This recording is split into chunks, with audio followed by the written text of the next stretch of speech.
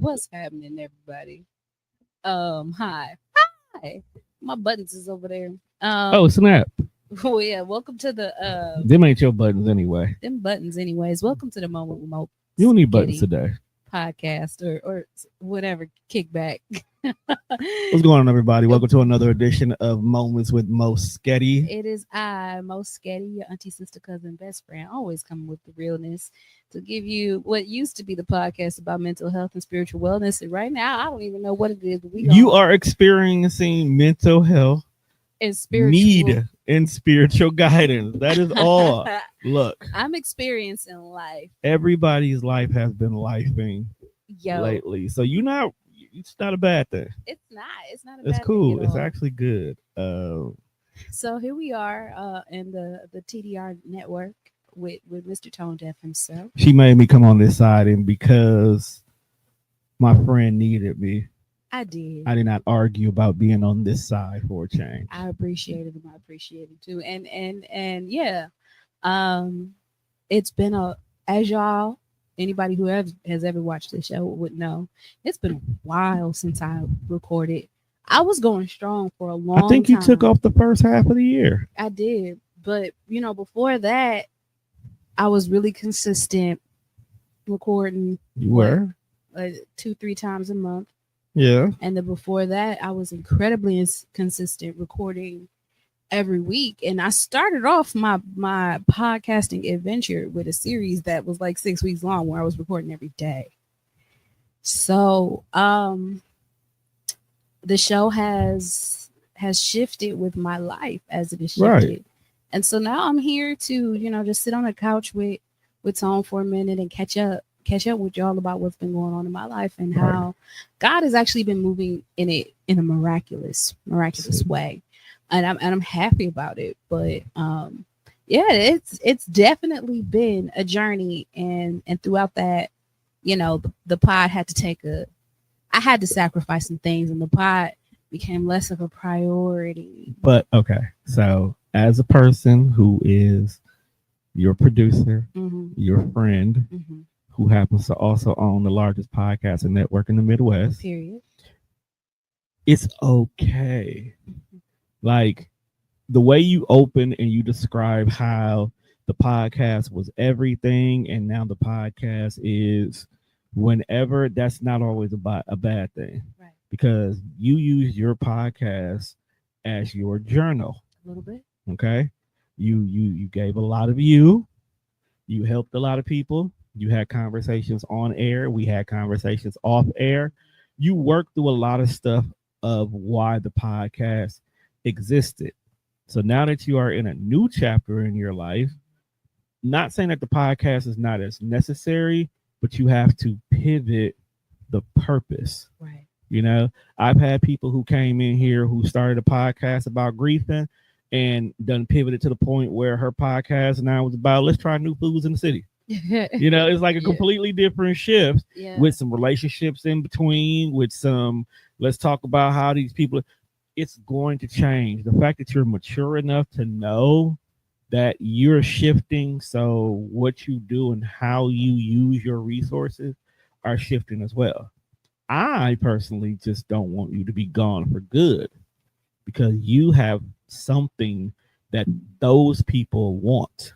You're one of the main ones people ask, hey, what happened to Mo? Mo is a therapist.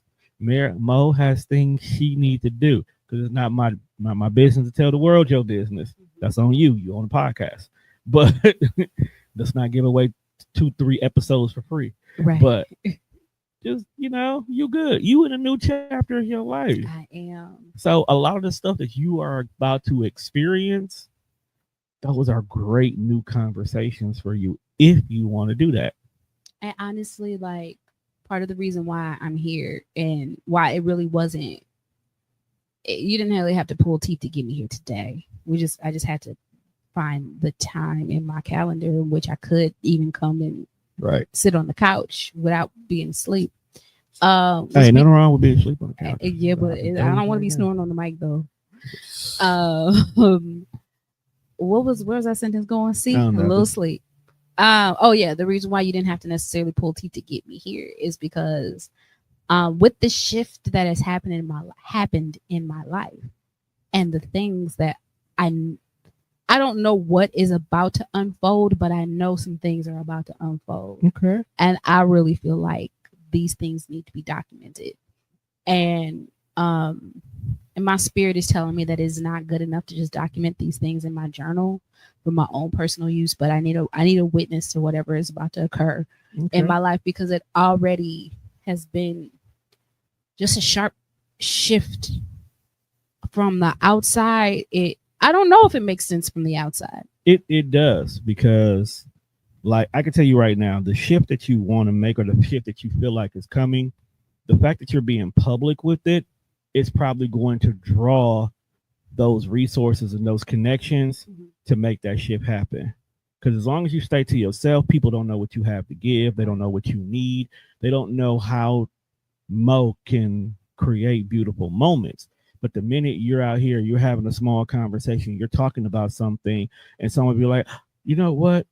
I know what you're talking about. What are you doing on Friday? I might need you for. And next thing you know, you done met the person in the room that's gonna make happen what's supposed to happen. Yeah. So I guess this story kind of goes. I mean, this the story of what's happening in my life right now goes back to like childhood, but it really goes back to why I started potting in the first place. Mm-hmm. The reason why I started potting in the first place was because I was working as a therapist.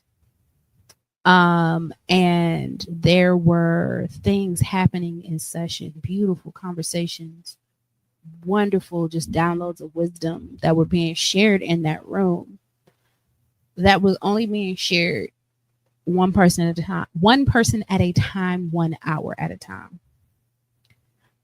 And I was fully aware that the things that were happening in that space, the revelations that I was having and the things that I was sharing and the changes that were being made, I felt like they were too big and too profound to just be Right. relegated to this office, and they were too important to just be shared with the one person that's in front of me, or the 3, 5, 8 people I would see in one day, Right. even, or however many people I would see in a week. It was too big. Um, and so I started potting. And, the podcast never took off as big as I wanted it to or hoped that it would. I also didn't put in that type of effort in Okay. advertising and spreading the word about it and sharing, because that also was part of my journey. That was also part of my journey of discovering my own self-worth and being brave enough to take the chances of spreading what I had to say. I get stuck in this weird spot. Okay. I get stuck in this weird spot of knowing my worth, but being afraid of whether or not other people will also see it. Okay. I'll stop you right there. That is more common than you think. I believe it. There are so many great entrepreneurs, great ideas, great vocalists, great artists, great everything, who don't want to share what they have because they feel like those who are receiving it are not going to value it the way you value it. So you keep it to yourself, you keep it bottled up. But the thing about it is your show was being listened to, your show was being watched. One of the issues with your show is you wanted that interaction to be at an all-time high. People were listening to you on their way going to work in the morning. You were getting their day started. They were listening to you when they need those small little moments of encouragement. They needed those little words of wisdom. They needed that professional voice that made them feel a little bit calmer after they had a stressful day that day. So they wasn't consuming you in real time, but they were consuming you in their lifetime. So never feel like you're not reaching people. Because when I tell you, if somebody who happens to live in New Mexico asks me, well, when is Mo coming back? I think your reach is a little bit further than what you think it is. Yeah. Okay. Yeah. Yeah, I mean, yeah, I definitely did want to see that that instant gratification of having people tune in real time. Uh, but that also was a struggle with continuing to produce the show of always feeling like I was talking to myself and by myself, and it was very isolating. It was great to be able to just have my uninterrupted thoughts and to deliver like a lesson, but with no feedback, it didn't really feel like it was. Okay. I knew when certain I can feel in the air when certain stuff hits, when it drops, but there's still nothing quite like having Yeah, real somebody there time. to operate with you. So like as I was trying to navigate all of the things of the pod of how I even wanted it to be structured, whether or not I wanted to continue to do it by myself, I had plenty of ideas of different guests I could bring on to bring more variety to the show. Um, real life was unfolding in the background. Mm-hmm. Um, I was and I'm saying was because I no longer am a therapist. I was a phenomenal therapist as far as the quality of care I was giving. But no matter how hard I pushed or no matter how much I wanted it, I was never good at the business of therapy. Mm. And part of it was because I didn't have the passion for that as a business. Mm. And So and if I wanted to, especially at the clinic I was working at, small private practice, I was an independent contractor, and that you had to operate as an entrepreneur, and that's not what I wanted to be an entrepreneur doing if I wanted to run a business, a small business at all. I never really wanted to run a small business, and I found myself with a small business that I didn't actually want to own. okay. So what did you want once you got your degree and your licenses to be a therapist? What was your anticipated outcome? Um, I don't know. I went into it because I was limited in the direction that I was going Okay. with just my bachelor's degree. I would get passed over for promotions for people with masters. And so I was on this track of social work that I didn't want to be in the first place either. I ended up over there because the jobs were available and I was good at the work. But as I was trying to move and elevate, I kept hitting different walls in my elevation, and I considered I was like, okay, well, going back to school makes sense. Will provide me with something else to stand on top of, Okay. and you know, and I truly say I do not regret the path that I have taken, because where I am now, every step of the way, everything that I've done, every piece that has been a part of this puzzle to make this picture of who I am now, it has all mattered. Like the bachelor's in psychology, the work that I've done in social work, even the work that I've done as a therapist have all mattered along the way. From the people that I helped to the insight that I've been able to gain and the growth that I've been able to give to myself. I wouldn't be able to. I sit on this couch right now, having completely shifted careers from like a month ago. Completely shifted Last time you was in careers. here, the young lady that was in the intro was not the same young lady on the couch. Absolutely But not. taking consideration, the young lady who started her podcast is not the same young lady who sat down with me either. Absolutely not. So you're evolving as you should. Now, I can tell you this right now. Mm, I guarantee you that therapy, degree, license, all of that mhm. in the next year is going to come back around and it's going to make more sense for you. You're not going to have to be the entrepreneur part of it anymore. You're going to be the therapist who's actually helping people, and the clients are going to be there for you already. So all you have to do is just make sure your Stripe account is still open, so those deposits could come in.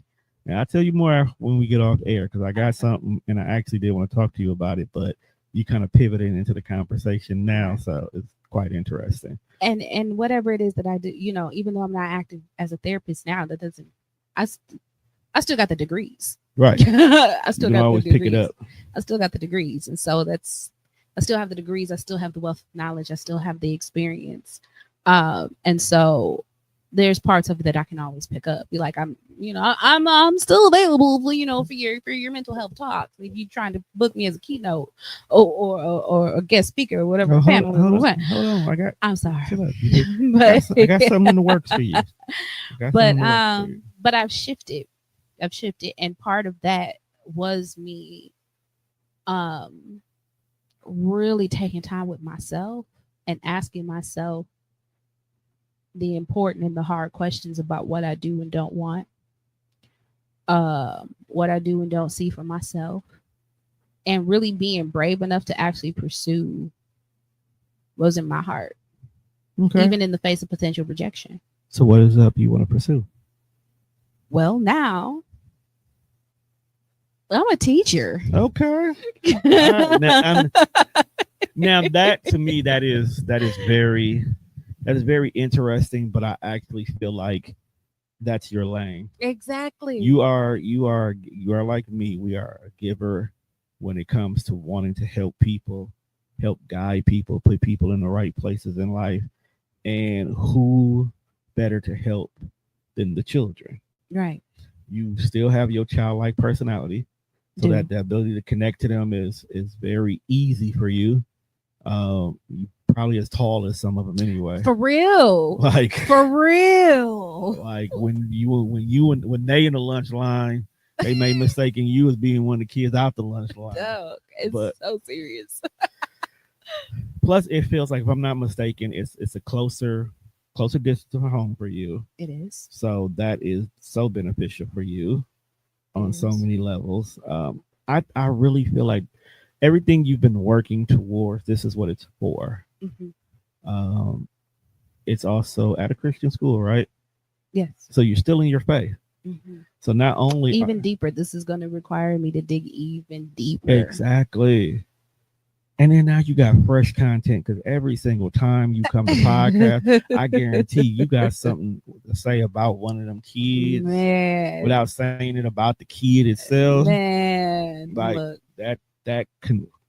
I'm happy for you. I'm excited for this. I'm excited for this as well, and it's just kind of there's so many words that I don't want to use because I don't want to say crazy, and it's almost overwhelming, but it also makes so much sense at the same time. Clarity, the way that God just opened everything up for me to end up in this position. And I know I'm supposed to be here, and I know this is what I'm supposed to be doing with myself right now, because number one, I really did do the personal internal work to seek out what it was that aligned my heart's desires with God's purpose for my life. And when I walked towards it, so many doors flew open, and so many little prayers that I'd been praying along the way, so many prayers that I have forgot I prayed along the way, have already been answered in like 2 weeks. See? Like little stuff from the fact that I didn't really like being in my little office with no windows. My classroom is huge. I seen and it's got giant windows. Like I brought some of my plants from home into my classroom. Okay. Because now I have windows and my plants won't die. Like just little stuff like that. I've been wanting more leadership, more guidance, more mentorship in my life, because I tend to be the mentor. I tend to be the guide. I tend to be the leader. I tend to be the teacher. And they're a little micromanaging. but they are still offering like plenty of coaching, plenty of mentorship, plenty of teaching, not just for the things that I'm doing in the classroom. And that goes from social emotional things as well as academic training, but also they offer mentorship for my own personal spiritual development. Okay. And and there's so many things that I have been looking for, that I've been like I've needed more accountability. And now I got people looking I've needed more direction. Like I've wanted people to give me some like step by step things I'm supposed to be doing a different road. Like I'm getting so many things out of this experience already, but also before I left my therapist job, I had this understanding that somebody somewhere else needs me. Like these people that I worked with at the clinic, they needed me for what they needed me for. For obvious reasons, I can't tell their business, but I have seen some people through some very significant changes in their lives, some once in a lifetime situations that, you know, would take people under. And as they were going through that, as I was helping them navigate through, not only was I able to help them, but I was able to help the people around them by just them sharing the things that I was sharing within the session. And I helped them get through it. And I know that that was my purpose for that time and for that place. And now that they're on the other side of those things, I felt at peace moving on. But I also had a feeling that somebody somewhere else needed me. And I'm starting to see some of the ways that I'm needed where I am now. And I know that God has only begun to reveal to me both the things I need and the ways that I am needed. And so I see this new adventure as a two-way relationship. Okay. And had I not taken the time to really pray about it and to take the risk and to make the moves that I made when I made the moves that I made, it just wouldn't have lined up the way that it has. And I wouldn't be able to get the same kind of benefits, and I wouldn't be able to do the same kind of work. And it took a lot of me growing and shifting and getting away from a lot of that, being afraid of my own self and my own power. Okay. So it sounds like you needed school too. If you think about it, you need to go to school yourself. You needed to actually step out and just be you, which is what most kids end up learning in the early developmental years of school. You got what you wanted, but you didn't want it the way you had it. And you asked for him to give it to you better, and he did now. And yeah, this is going to be an interesting year for you. Yeah. It's going to be a completely different Mo on the other end. It really is. And the kids don't even realize that. They don't. I don't even know what is about to happen. No, the kids is a gang of kids is a gackle of gremlins is a lot to deal with. It is. But you got this though.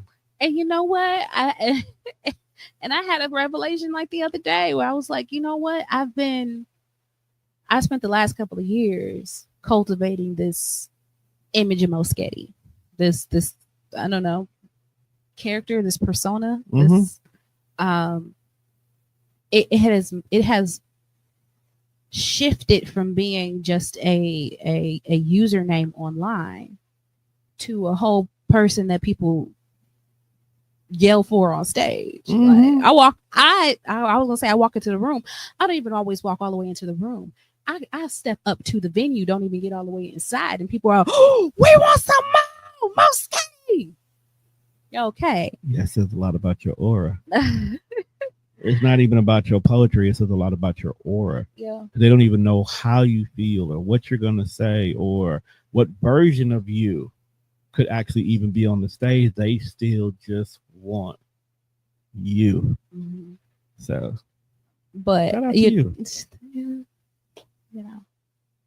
But um, We both too lazy just to reach. to just reach, close. they over there. If we would lean forward about a foot, one of us will do it eventually. Eventually. But I've spent what, like 3 years, and some change, developing Moesghetti as a stage presence. Well, this version, because I've been performing since children's choir. You proud of that? Yeah. Okay. I just want to make sure you kind of saying it like you were doubtful. I don't know. No. I've got like the experience there. That's why I step on stage the way that I do. Like, I ain't brand new. Look, you can't be me. But you know, when I was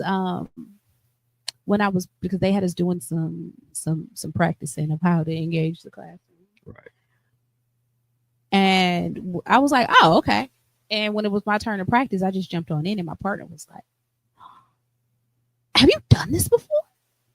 Like, I'm gonna be a first time teacher. Like, I mean, yes, no.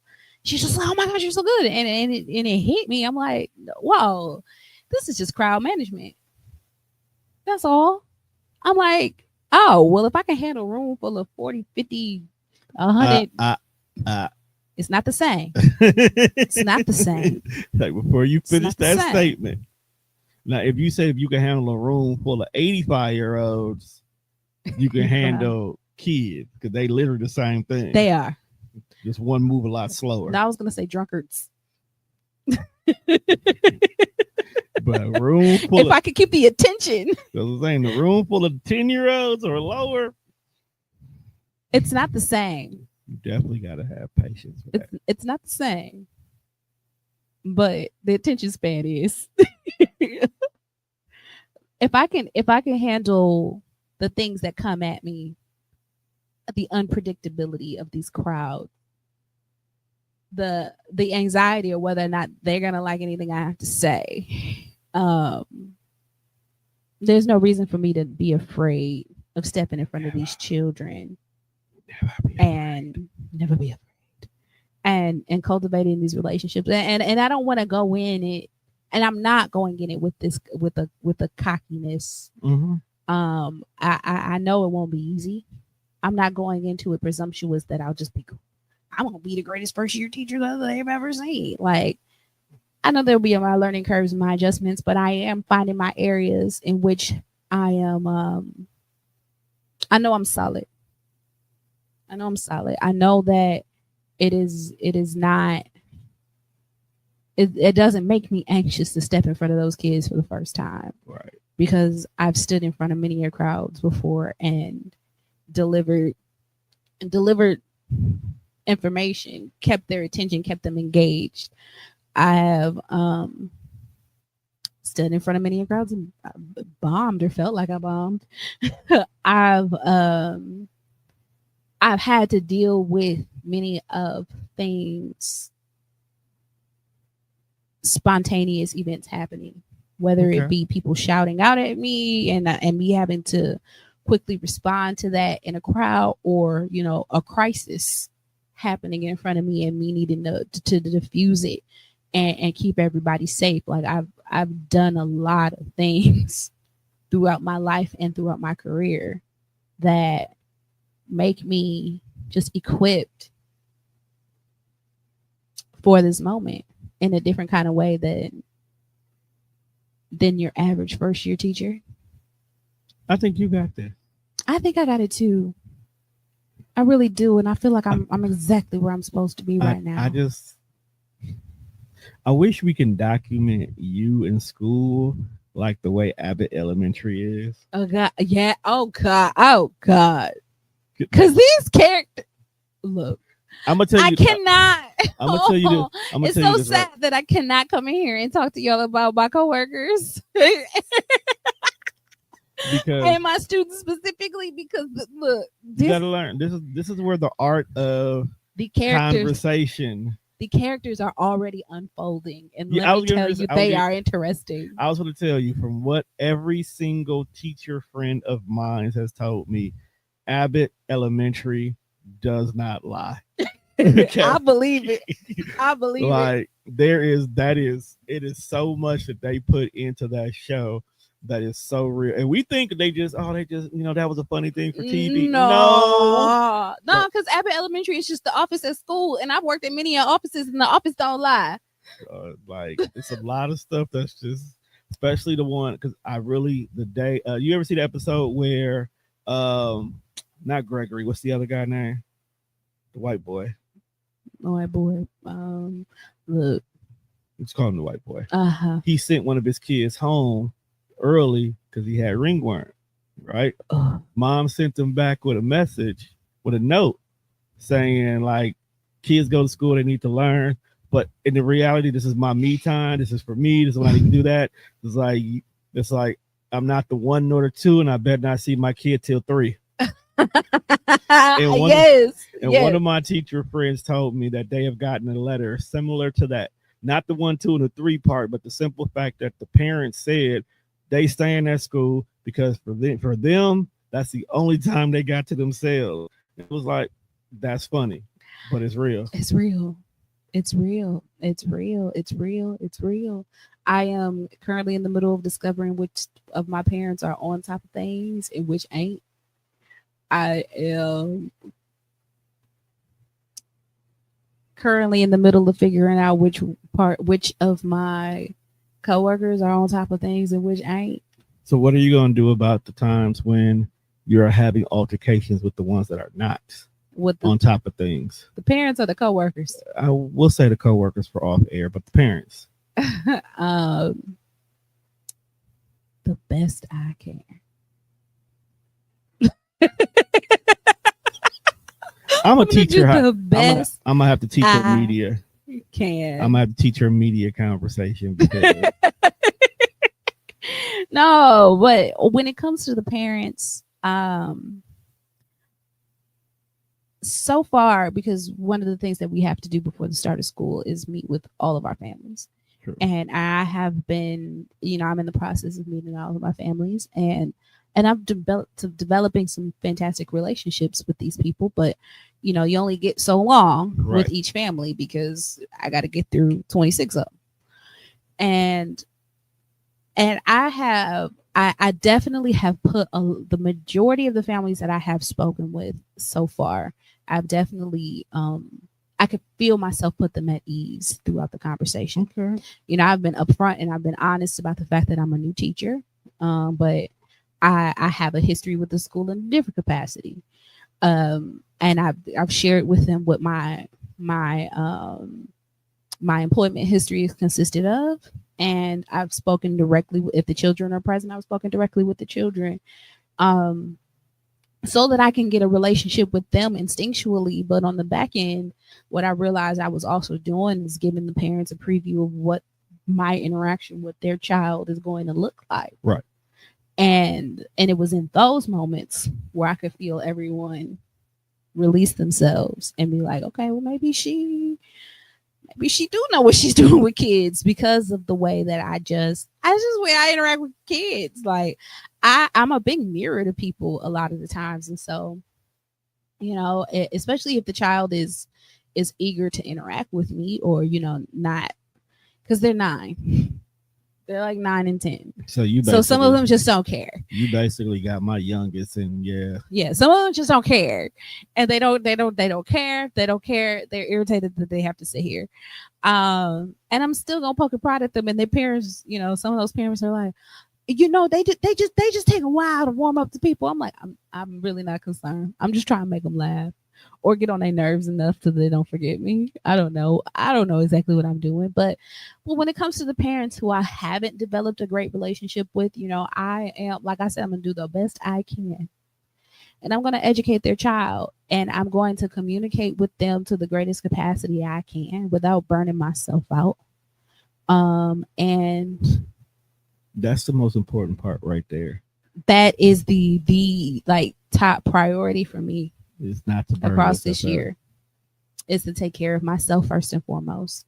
Because if I don't have anything to pour into these children, I'm going to become the monster teachers that they don't want to come see every day. They're not going to be able to learn from me if I'm too tired because I've been chasing their parents down all night. Like, but you also got to set boundaries too. That's why I left my work cell at home. But you can't always be accessed, even for the kids.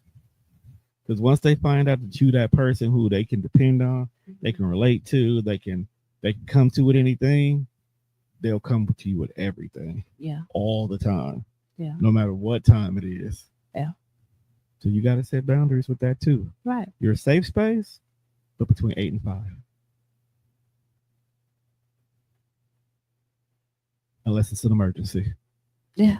No, you got these kids. We got to let them. It got to be emergency. We got to still let them know they can call. What kind of emergency?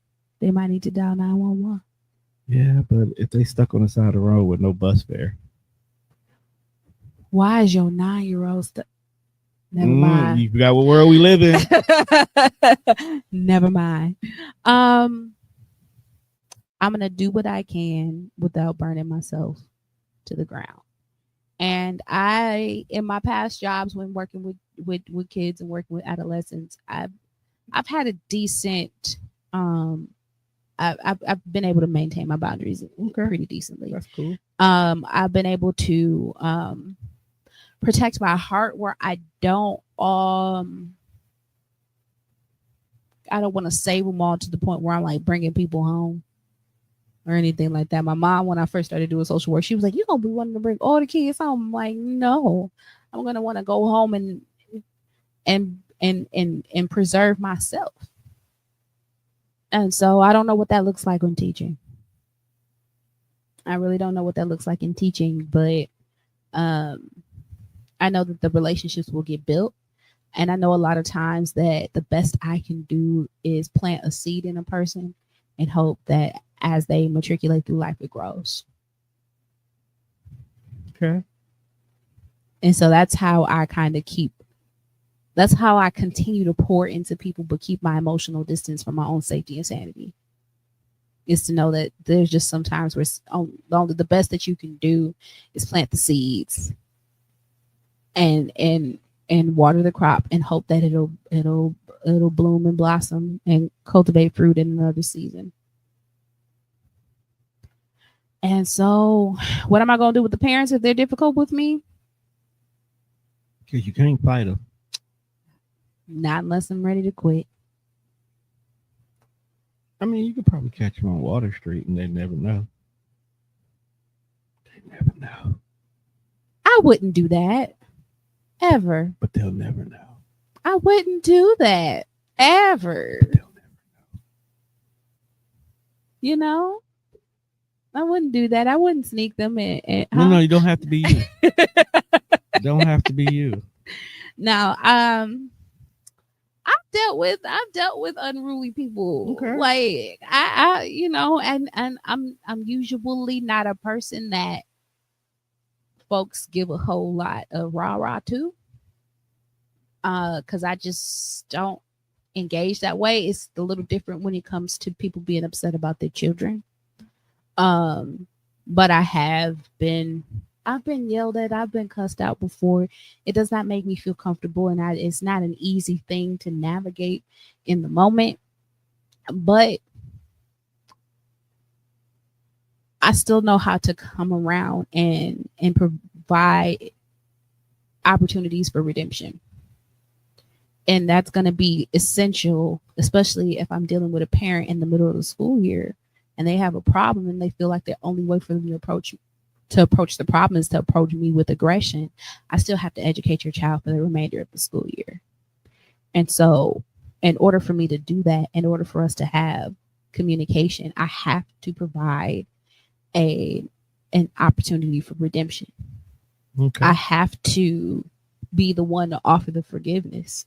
Even if I don't really want to deal with you, that's not, I don't have to be your friend. I have to educate your child. Right. I don't have to fool with you outside of this system. But inside of this system, I'm gonna disengage in that moment. And when you are ready to actually address this, I'm going to provide the opportunity for us to do that. The only way I won't do that is if you're trying to physically assault me every time we're in the same space. Then I can't offer you a space for redemption because you're not trying. You That's not what you want. Right. That's not what you desire. You don't desire reconciliation. You don't desire a resolve. You desire vengeance and retribution, and that's not what this is. Okay. This is education. Okay. So You're I'm gonna be gonna a great teacher. I'm gonna hopefully, yeah, I am. All I right, am. like that we not. I am. I Be a am. great teacher. I am. And there's just going to be challenges to navigate. And I also understand this to be a growth season for me. I definitely don't see myself in primary education for the next 20 years of my life. I mean, sometimes people choose to stay there because of the connection, the pivotal moment in that kid's life, and you being that person. I won't say for the next 20, Mhm. but you might find yourself there for 15 and love it there. I'd have to fall madly in love for me to be there for You ain't 15. had And your who first- knows? You ain't had your first kids I yet. haven't had my first day yet. You're right. So you Not never know. officially. You may cry tears of joy and like this is what you've been missing. That's what I've been waiting for. And then you I've gonna been wake needing up. to touch the babies. What you gonna wake up? You go 5 years in, didn't realize it. That's what happened with therapy. That's why I went for 5 because we really be stuck somewhere for 5 years I before we realize blinked we be there for 5 years. and said, "Wait, I've been doing this for how long? It's definitely time to leave. Yeah. Definitely time to leave." I mean, we'll see. We will see. I will stay there as long as me and the Lord agree that I'm supposed to be there. And I feel like I'm not gonna have a choice but to be in constant communication with him. Bro, at Because the front door. partially because the school requires it, but partially because I'm gonna need it in order to deal with everything that these children and these parents and these coworkers are gonna throw at me. It's going to be a mix of things coming from multiple directions, and I'm gonna have to navigate them all. I already know this is probably the most I'm gonna work in my whole life. But you're gonna love every minute of it. I am. Because I've been talking recently about missing the kids that I've used to work with, the foster kids I used to work with, the ones that I talk the most about, the ones that used to give me the biggest headaches. Like, why are y'all trying to stab each other with pistols in the back of my car? What's wrong with you? They had to take their book bags and put them in the trunk every day. That's bad. They were siblings. What are you doing? I can see that though. I pulled up to the school. I hop right on out at pickup, open the trunk right up. I can see that. They knew what it was because y'all lost privileges to keep your backpacks in the back of the car. So you see that little bit of you lost privilege to do something this simple. That's how I know your class gonna be efficient. You got 4th graders. That's gonna be wild. 4th graders With protractors. Nah, man, they just got pencils and Chromebooks. Chromebooks, yeah. They down. We ain't dealing with no protractors. I don't think. I ain't made it that far in the modules yet. Oh, okay. Gotta teach math though. No, baby, Yeah. they have protractors on her supply list. They're not on my supply list. Maybe for 5th grade. I don't know. They crayon supply went up too, because from 1st to like 3rd grade, they were only required to have the 24 box. Mm-hmm. Now this year, they're required to have the 48. Oh, snappy! They coloring some intricate pictures. All right, like you don't went up on colors. Okay. So you're gonna learn the difference between pink, salmon, and fuchsia. Peach and pink and tan. Peach, tan, brown, They're coffee. gonna have red, coffee. orange, and orange red. That's the one thing. Like, yo, that was always the 1-2 crayons. I'm like, why? They're different colors though. They are. They're So like, completely different so colors. did you pour like 40% red, 20% blue, and then you flip the numbers and Like I never understood the Yes. red, orange, red, and it made a difference. It too. does. It does. They It are made not the us some. same crayon They are color. not the same crayon color. You know the one crayon that always used to get me, and I still to this day laugh because I What? know it's necessary. But as a kid, I thought it was stupid. What? They always gave you a white crayon. They do always give you white crayon. Like we write in color on white Until paper. you color on black paper. And I get that, but how often are y'all giving kids black paper though? Never until you do. Exactly. Which is the reason why that white crayon be the one crayon that just looks so unloved. Still sharp, still clean. Still look exactly like it did when it got put in there. Every other crayon that got used down to the brim. But once you actually need a project where you need that white crayon, it do what it do. Haven't you ever dyed Easter eggs? You use your white crayon for designs? No. See, I never used my white. See, I never thought about that. Yeah, you draw on the egg with the white crayon, and then when you dye it, the areas that you drew with the white crayon are still white. I never looked at it like that. That's actually not a bad idea. That's actually kind of tight. Yeah, it really is. It has its purpose. All of the colors in the crayon box. So the white crayon be in there. Talking about they've been waiting all their life for all they life. It's my moment. And when they shine bright. Because they don't ever let anybody treat you like a white crayon. You have value and you are important. You are a skirt with pockets. You are not the white crayon. Skirt with pockets. Everybody's excited about showing you off. You know, people still keep trying to force me to do that poem. It's good. It was a one-time only thing. Why? I don't know. That's not. Poems are not one-time only things. No. Unless they're traumatic. Even the traumatic ones are still not. But because I didn't heard somebody give some fiery, traumatic poems that I'm like, and you do this every time you get on stage. But people love trauma. I have some trauma. I have some trauma pieces that people are like, "Oh my gosh, you need to do this every time." I'm like, I have trauma. Why would you want to watch me bleed on stage every day? Like I have trauma pieces that I won't do. I might do them now, because I don't have my critic who will judge it anymore. But I got some in the bag. But I don't know, the pocket one. That was just, it was the timing was right. That's all.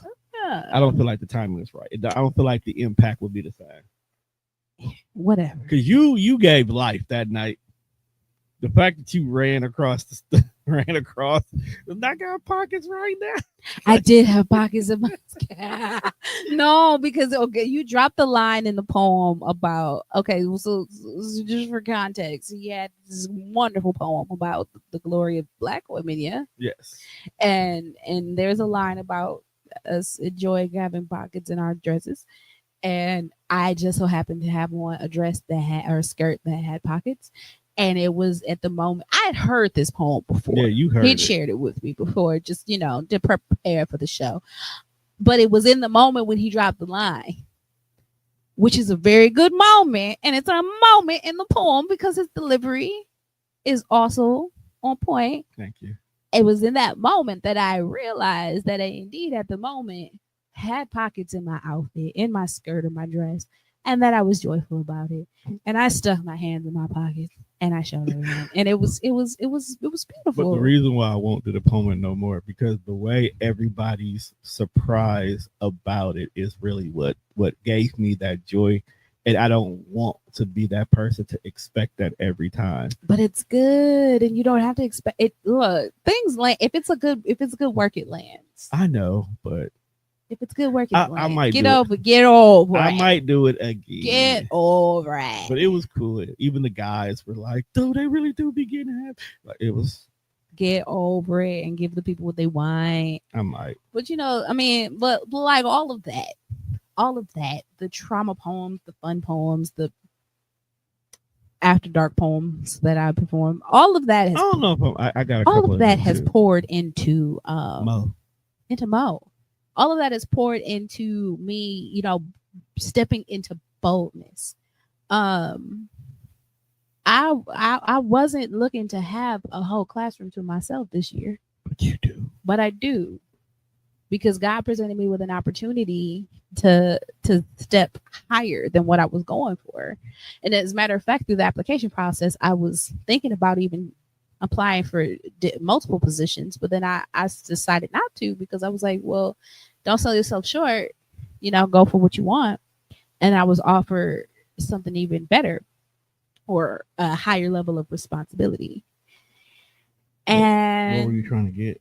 So I am a lead teacher, so which means I have my own classroom. I have a support teacher who works with me. But they also had a position for a lead teacher in training, in which I'd spend time with a lead teacher learning to be a lead teacher. Okay. So when I was applying to the school, I was contemplating the support teacher role as well. Then I looked at the requirements, and I was like, I really do believe I'm beyond that. Not that no shade to my support teachers. I met my support teacher today. Well, I met her the other day, but we really got a chance to bond today, and they do really important work. But just where I am in my career, I'm beyond that. Right. So I was like, well, this lead teacher and training position actually feels perfect for where I am. I'm switching careers. I've never been in charge of a classroom before. This will give me an opportunity to get my feet wet, potentially have to take over if a person needs a substitute, if somebody's on maternity leave, like things like that. But I'll be able to not have the full load of, I didn't know, or curriculum planning and, just everything that goes with having a classroom. Because I didn't know exactly what I was stepping into. You're stepping into greatness. Right. And so while I was going through the application process and the interview process, my director, who's over the primary grades, was like, well, okay. She was like, I got a couple of questions for you. Then I got a curveball. And she asked me her few questions. And then she was like, all right, well, here's a curveball. Our fourth grade teacher just resigned. And we're looking to fill the role for the fourth grade lead teacher. I know that you had these concerns, but this is how we support our teachers along the way. Give it the weekend to think about it. Please don't feel pressured. We do need to fill the slot, but we will keep looking. And you said yes. And I said yes, because God called me into a higher challenge. And I sat with myself, and I was like, well, here are they really answered the question to all of the things I was concerned about. Yep. And I'm in a season where I'd rather take the risk than sell myself short. And I have a certain skill set that will already be filled in that a lot of new lead teachers just won't have. Like, we were in training all the second part of this week, and a lot of that stuff was talking about brain development and how to regulate students, because when you're dysregulated, when you're in your survival state and you're in your emotional state, you can't learn. You got to get the person in their executive state. We were talking about things like executive functioning and knowing whether a person needs social emotional support, whether they need a support in their executive functioning, or if they need academic support. I know these things. You've been doing it for the last 5 years. I've been doing these things. And so while it was beautiful, I don't feel like I wasted my time, because it was a beautiful refresher of things that I need to be keeping in mind while I'm in the classroom, because they weren't necessarily the core focus of what I was working on. I know these things. I know how to spot these things. So basically, you just needed reassurance that you got this. Right. And there's other stuff, like actually understanding and delivering the material and keeping all of that organized is what I'm going to have to work on. And I have all the confidence in the world that I will get that.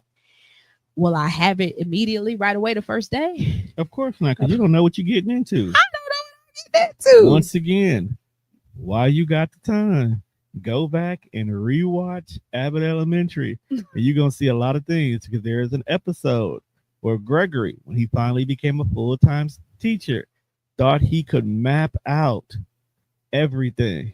No. And all it took was one kid who forgot a pencil that threw everything off. and he's still a phenomenal teacher. Yeah. That's what I guess I'm gonna do that with my spare time. I don't know. I might want to run as far away from Abbott Elementary as I can. Nah, you gonna that's gonna be That's gonna be my jam. That's gonna be your jam. You're gonna be like, you know what? I feel you, Janine. But I I had to stop being so scary. Yeah, that's it. That's the whole episode, right? Stop being so scary. Just stop being scared. I just stop being so scared in my own power. This school is also teaching me or showing me But you a boss? Yeah. Okay. It's showing me how I really how I am coming to a better understanding that I really don't know how I show up in this world. Like a boss. But I don't like it's, you show up and you create moments. It's in your name. Hell. Like create right I'm there. just living in my skin. But that doesn't mean that your skin is not shedding and growing every single day. You are not the same person. Therefore, that means there's versions of you that are out there that you may not know change somebody's life, or maybe like she could did better, but you're still becoming a better moment. Mm-hmm. I enjoy every moment with Mo. Appreciate it. I you enjoy moments with Tom. Don't lie like that. Why would I lie? I would not be here. I got a microphone. I got a camera phone. That's freaky. I started my podcast like, and I would not be here. And I wouldn't want that for you. I couldn't let you go back to that life. I thought about it too. You can't go back to that life. I thought about it too. I will send you home with cameras and wireless connected microphones before I let you go back to potting from your cell phone. I thought about it. Only. I thought about it.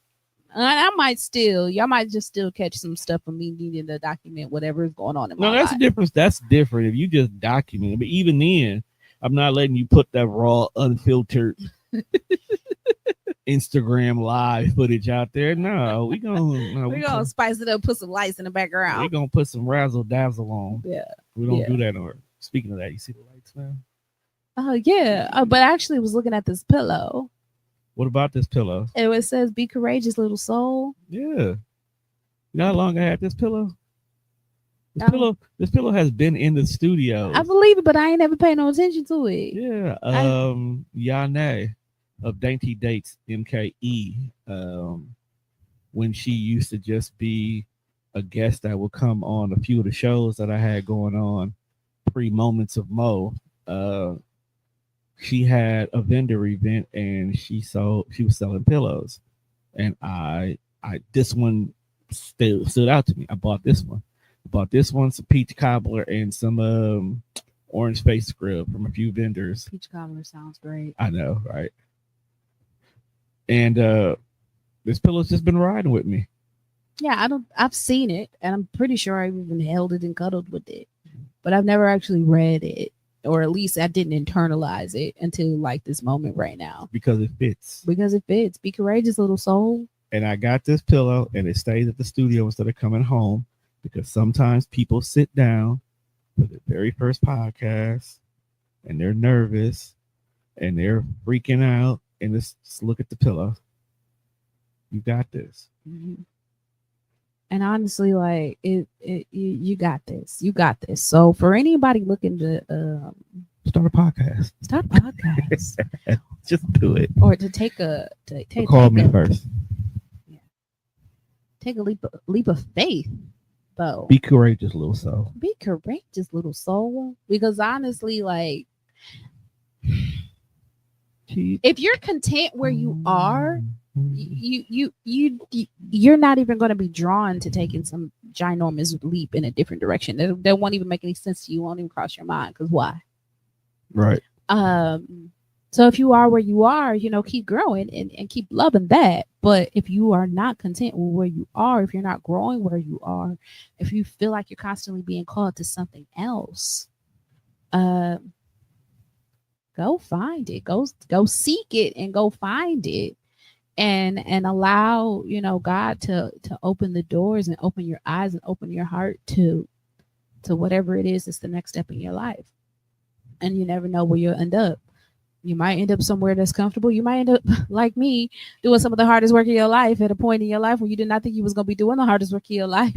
Or you could be like me, where you are in the second chapter of your life and you are completely pivoting to something completely different that's literally been calling to you since day one, and you just now realize who's on the other side of the phone. I mean, honestly, that's what I feel.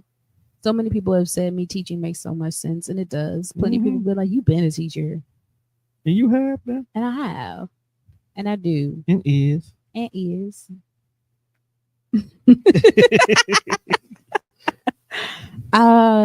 So take that leap of faith. Especially like the signs and signals to tell me to move on were numerous, but I have a hard time. Getting out of, I can't say the comfort zone because I wasn't comfortable there. Cause y'all, if you watch, familiar territory. Get out your own way. Get out of your own way. Get out of your own head. Stop letting the devil put all that doubt in your heart. Sometimes because I got that joy down in my heart. Where down my heart? Where down in my heart? Okay. Sometimes you have to move in silence. Like the G in lasagna. Right. Sometimes real G's move in silence like lasagna. But other times, you need to get you some cheerleaders in your corner that are going to help kind of push you across the line. And you have to use your own discernment with where you are in life, what it is that you want to do, and who you have around you to determine what thing you need to do in those moments. And I can't answer that for you with a blank statement. But who in your life is really actually encouraging. Who in your life it gives wisdom. Who in your life is too scared to move on their own accord.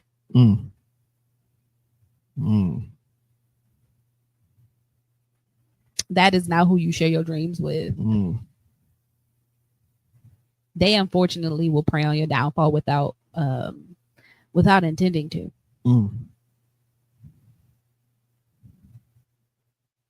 And the sad part about it is they'll actually mean you well as they do it. Genuinely mean you well as they do it. Because staying the same is safe for them. Well, staying the same should be safe for you. That's not who you share with. I really would encourage you to share. If you need a cheerleader, I guess find the people in your life who actually pursue their dreams and would also like to see you win. You shouldn't be sharing nothing with no haters, and they can catch you with the public. But if you don't have the proper people around you, you really just need to hunker down and pray and move forward in your own accord. You really do. And I guess I'm getting to preaching now. So we were talking a lot about the purpose, God's purpose for us in life in these training sessions. And we were talking about how God created us to build relationships and do meaningful work.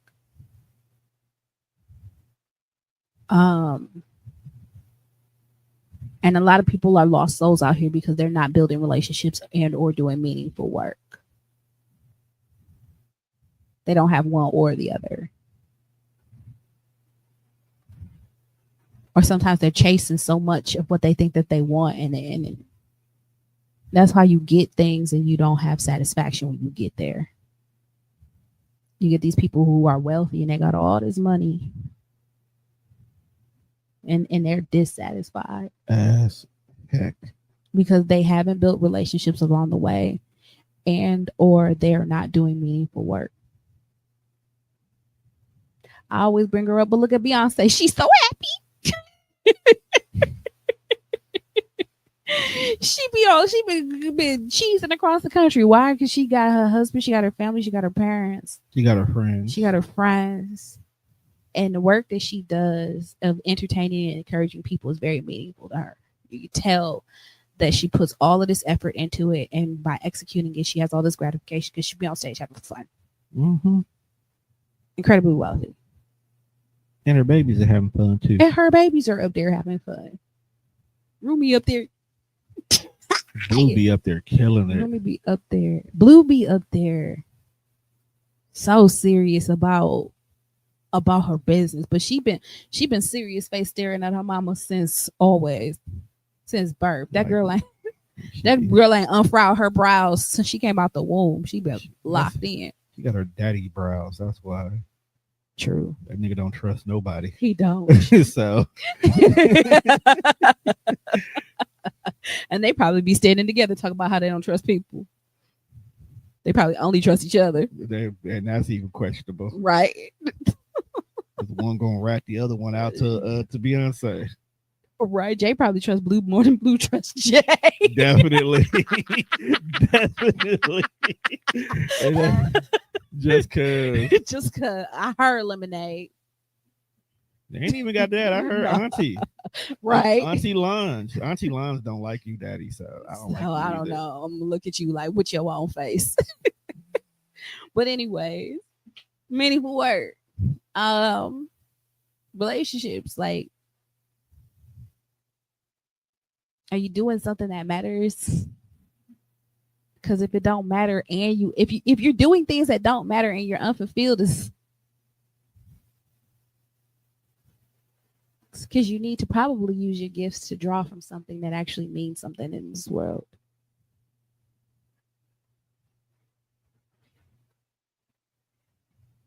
Stop trying to figure it all out and just take a step. The next step will reveal itself. And like you watch the old episodes. I've been trying to figure out life a lot. Fun fact. So is everybody else. From the moment that you are able to think an independent thought to the moment you take your last breath, everybody's still trying to figure it out. Mm-hmm. Ain't no blueprint to life. Ain't. But there are 3 copies of the blueprint that you can get from Jay-Z. I thought you was I don't know why I thought you was going to talk about the Bible or something. I don't know why. Nah, that's not your MO. That's mine. That's right. And even then, that blueprint is weird because I've been down this nasty YouTube rabbit hole right We probably got to talk about that off. No, it's not even a bad thing. But it's either history, like why certain wars happen, simplified, or somebody breaking down every single book in the Bible or certain stories. And the most recent one, which is the very first one, is the Genesis one. And there's a lot of stuff going on in Genesis that people didn't even know. Genesis jam-packed with crazy. It was crazy. There's some chapters missing, but that's a great thing to read. But that's not, you don't want to base your life off of what people did a long time ago. You want to live your life as now and learn from the people from a long time ago to not do what they did. The thing about the book of Genesis that we have to understand is that they smoked a lot of weed back then. Probably.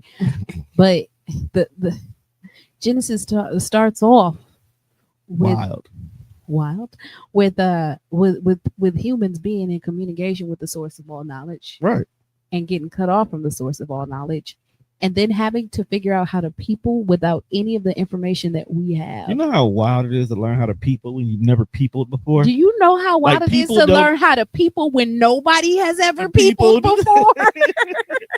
Like, I didn't know that Cain is really the father of civilization. Like, after bro kind of offed his brother and he had to go wander, he was like, you know what? I'm not finna go look for people. I'm gonna set up shop right here and let people come to me. Do you know how wild it is to figure out how to? That's why the Bible got stuff in it like don't kill. I mean, don't steal. Like, why do you have to be told? Because they didn't know that's wrong. work so you can. Like, you know what's funny? The Bible, especially Genesis, is like talking to kids. It is because they're It's like talking to kids. the human species in infancy. Like, don't talk to strangers. You're not supposed to hang out with, like, the sons of God, like the angels. They snuck this couple of stories in there about them being like, here, you want some candy kind of situations. Yeah. And I'm like, stop doing that. Don't. That's why that's why Lou was like, so this is who you choosing over us? Yeah. It's like watching God was playing The Sims and Genesis. They was. Left it on free mode. Yeah. And now we walking around putting pots of the food that's on fire in the middle of the floor and walking away to watch TV. Have you ever realized, like, have you really ever watched The Sims play when they ain't got no skills yet? They still on 0? Dumb. That's what we were. That's what we are. So that's what we are, period. We are. Because look at how human beings be acting. Human beings really don't grow up to 40. And you're lucky if they do at that time. And here I am. I'm going to be teaching some kids. But see, that's a good thing. You already know that adults are stupid. Little kids are ignorant. It's a difference. Yeah. At least they're supposed to be. Like, it's a difference. Because when you're ignorant, that means you just don't know. Mm-hmm. So let me tell you, and let me tell you how. But when you just stupid, that means you're choosing to somebody do this. along the line gave you the option to not act the way that you are acting, and you chose to be who you are. And you know what? People, when I worked with foster kids, people used to ask me all the time if they were bad. And I'm like, they're not bad automatically just because they parents are terrible. But, you know, some of the behaviors that we dealt with was because they literally, not figuratively, literally lacked home training. Right. And I'm like, oh, somebody else got to teach you. You know, you don't have to be mean to strangers. Tell that to Milwaukee and New York. Milwaukee is mean to strangers? I thought Milwaukee was just mean to everybody. Everybody's a stranger unless you family. Everybody's a stranger until proven otherwise. But everybody in Milwaukee know everybody. No. Everybody knows the famous everybody's, but we don't know everybody. Milwaukee. Like, I didn't know you, Mo, until you started potting. Yeah, Milwaukee the size of a quarter, though. You was just downstairs. No. Milwaukee. Yeah, but how many people on the network do I know, though? That's neither here nor there. That's a different story. Everybody knows somebody on the network from somebody else before they got on the network. So the network is literally 6 degrees of separation. It's a network. It's a network. And it's in itself. All right. Is we just talking now? Yep, because you don't know how to close your show anymore because you ain't did it in a while. All right, y'all. I don't. Words of wisdom. We just did it. Be courageous, little soul. Go take a risk, but not a stupid one. A well-informed one. Pray about it. Only follow your heart if your heart is in alignment with God and good sense. And if not, don't follow yourself in the chaos. All right. Or do at your own risk.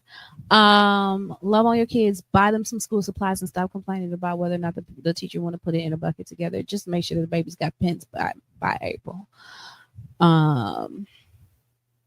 Baby your kids and